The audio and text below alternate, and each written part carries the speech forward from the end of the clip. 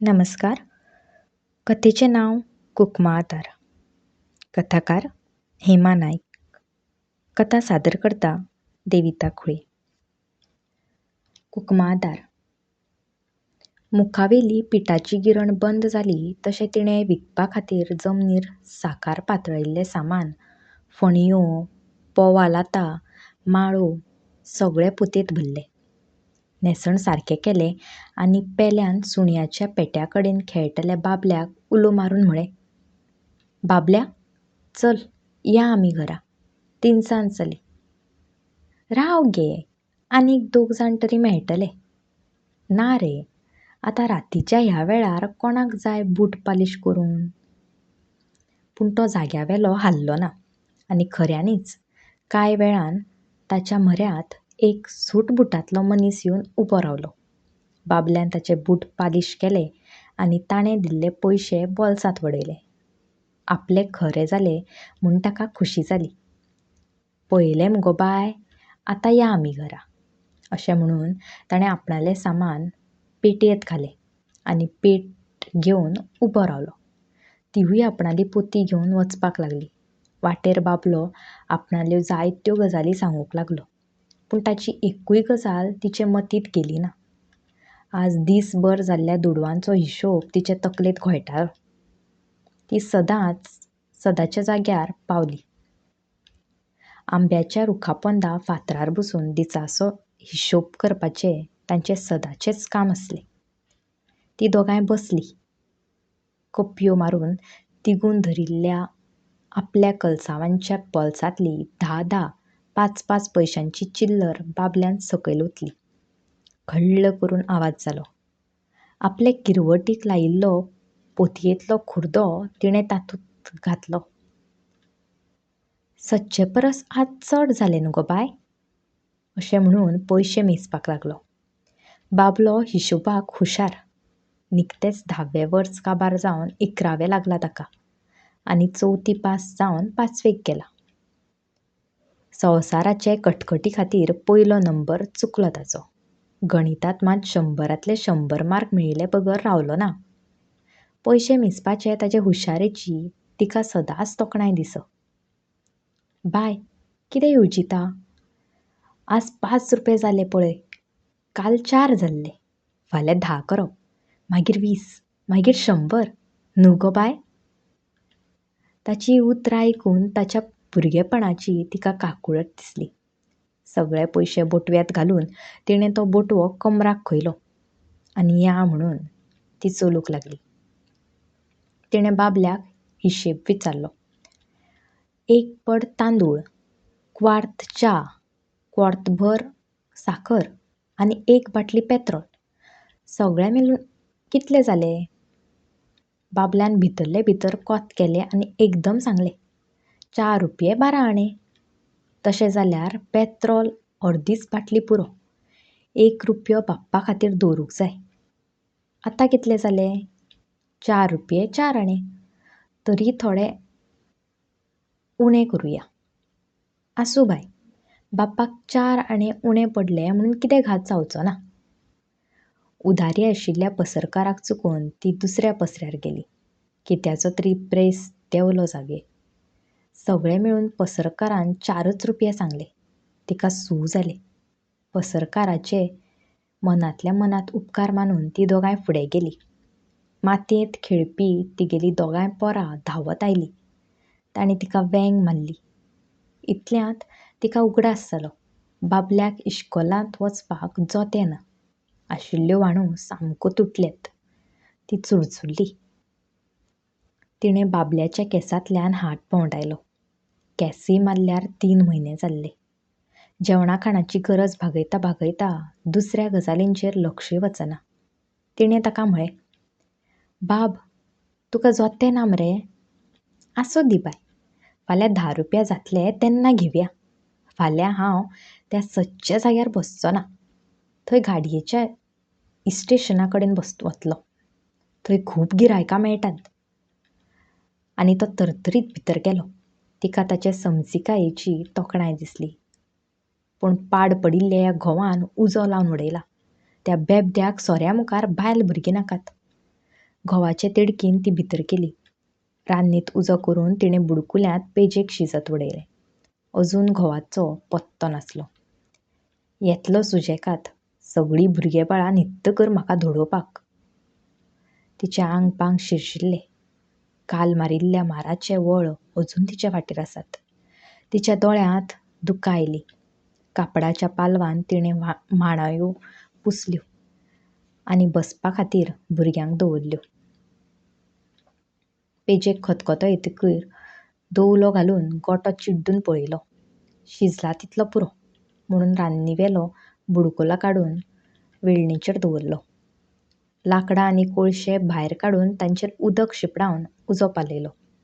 सगळ्यांत पयलीं पोंची कुंयां गाळून तिणें घोवा खातीर वेगळी कुशीन काडून दवरली आनी उरिल्लो निवळ तिगाय भुरग्यांचे वाटलेंत घातलो. जिबे वयल्यान ओडपा खातीर एका तोराचे कुडके करून तांच्या हातार दवरले. म्हजे उपास सदचेच जाल्यात. आतां संवय जाल्या म्हाका भूक सोंसपाची. ती उस्वासली. शेंद्री बोंदर आनी गोजडेचो कुडको असो उडोवन तिणें तिगाय भुरग्यांक न्हिदायली.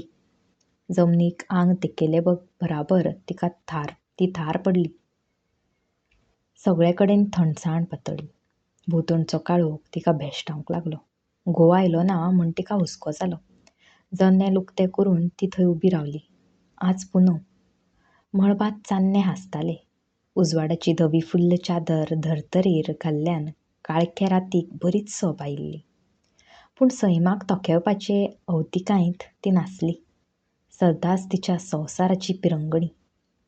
पुनव जावं उमास जावं म्हज्या घरांतलो काळोख तसोच उरतलो. सूर्य उदेंवन अस्तमलो तरी आमच्या घरार उजवाडाची किरणां केन्नाच पडची नात. 10-15 मिनटां ती तशीच उबी रावली. अतल्यांत बाय, बाप्पा आयलो ना गो? बाबल्यान न्हिदेंत कूस परतीतना विचारलें. ना रे बाब, बेश्टोच हुस्को जाता. तूं न्हीद. ती ताच्या म्हऱ्यान येवन बसली. तिगाय भुरग्यांची दशा पळोवन तिका रडूंक आयलें. खंय कितें जालें ना मूं? घोवाची याद येवन तिच्या काळजांत खप्प जालें. खिणभर तिका दिसलें बाबल्याक उठोवन ताका सोदूंक धाडचो, पूण तिच्यान ताका उठोवंक जमना जालें. बाबडो सुस्त न्हिदला. दीसभर काम करून पुरो जाला. तिका ताची काकूट दिसली. बाबल्याक अजून धड 12 वर्सां जावनात, पूण पयशां खातीर तांकां कामाक लागचें पडलां. शिकपाची आवड आसूनय धड शिकूंक मेळना ताका. पाड पडले ह्या संवसाराचे. घोव आसून फक्त कुकमाक आदार. भुरग्यांक पोसूंक जायना ताच्यान. मेळटा तो दुडू सोऱ्याक घालता, वेल्यान आमगेले बुड्डून घेता. फातराच्या काळजाचो आतांय पडला आसतलो खंय तरी सोरो पिवन. तिका घोवाची तिडक मारली. आतां येतलो आनी म्हाका बडयतलो. बशिल्ले कडेन तिका लकण आयली. तिका तशी न्हीद केन्नाच सारकी मेळनासली. सदांच हुस्क्याचो भार तिच्या माथ्यार आसतालो. जीव लेगीत बेजारलो. उबगण आयली हे जिणेची. तिणें तकली हुशार तिकयली. इतल्यांत धाकलो 6 वर्सांचो मनू न्हिदेंतूच चाळवलो.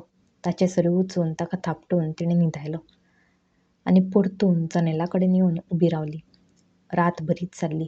चान्ने आसले म्हूण तितलें समजना आसलें. सुणी बिश्टीच भोगताली. कोण तरी तिका पयसुल्ल्यान दिश्टी पडलो. घोव जायत काय म्हणून बारीकसाणेन तिणें पळयलें, पूण तो शाणू आसलो. तिणें ताका उलो मारलो. शाणू, बाबल्याचो बाप्पा दिशिल्लो. तो लागीं आयलो. बाप्पा येयलो ना? हांवें येदोळ देखला ताका. त्या फराशिकाल्ले गादयेर आसलेलो. बिश्टीच भिरांत दिसता रे म्हाका. चड पियेत जाल्यार खंयी पडपाक फाटी ना. तूं न्हीद घे, निवळटकूच येतलो सकाळीं. इतलें सांगून तो गेलो. कितें करचें तें तिका समजना जालें. हो घोव आसचे परस नाशिल्लोच बरें अशें तिका दिसलें. तिचें मन आड्डलें. कित्याक घेवन बसला तूं ह्या घोवाक? फाल्यां आयल्यार घरांत घेवची गरज ना. वचूं दी तोंड घेवन. तिणें मनांत कसलो तरी बेत रचलो. फाल्यां सावन घोवालें कांयच आयकुचें न्ही. तो मारपाक आयल्यार हांवूय फाट्टो रावचें ना. भुरग्यांक पोसपाची म्हज्या आंगांत शक्त आसा. बाबल्याक इश्कोलांत धाडटलें. ताका व्हड करतलें. अपुरबायेचो म्हजो बाब तो. बाबल्या म्हऱ्यांत येवन तिणें ताच्या आंगावयल्यान हात भोंवडायलो. ताका जाग आयली. काचाबूल जावन ताणें म्हणलें, बाय तूं जागेच? बाप्पा येवना? हांव वचों तेका सोदूंक? तिणें आतां मन निब्बर केल्लें. तिडकीन तिणें म्हळें, कांयच गरज ना. जाय जाल्यार येतलो. पडला आसतलो बेबदो जावन खळयेंत बीन. मरूं दी थंयच पिडेक. बाबलो तिच्या तोंडाक पळयत रावलो. सदांच वेळ जातकीर हुस्क्यान ताका उठोवन बापायच्या सोदाक धाडपी बाय आज अशें उलयल्लें. हें आयकून ताका अजाप जालें. बाय, तूं कितें उलयता? हय बाब, तेगेलें कितलें सोंसो, पाड पडूं तेचें. तुमकां वयर काडपाची शक्त म्हाका आसा. हांव भिना. कोंब्याचो साद आयकूंक आयलो. दीस उजवाडलो. पुनवेची रात सोंपली. बाबलो उठून उबो रावलो. बाय, तो बाप्पा दिसता. शाणून धरून हाडला ताका. हो पळय, येता लकत लकत. तिणें दांत किड्डिल्ले. येवं दी, सोऱ्याची मस्ती निवळना जातली. ताका घरा लागीं सोडून शाणू गेलो. पावलां आपटीत तो दारा म्हऱ्यांत आयलो. एकाच खुराच्या आदारान उबें आशिल्लें तें मोडकें दार ताचे एकेच खोटेन मोडून पडलें. ती उठून भितर गेली. कोनशाक आशिल्ली घटबरी लांकडा बडी तिणें हातांत घेतली. पदर खंयलो आनी पडवेर येवन उबी रावली. पळोवया आतां कोणाक चड शक्त आसा ती. तिचेर सामको भार आयिल्लो. बाबलो काचाबूल जावन आवय बापायक पळयत रावलो. देव बरें करूं.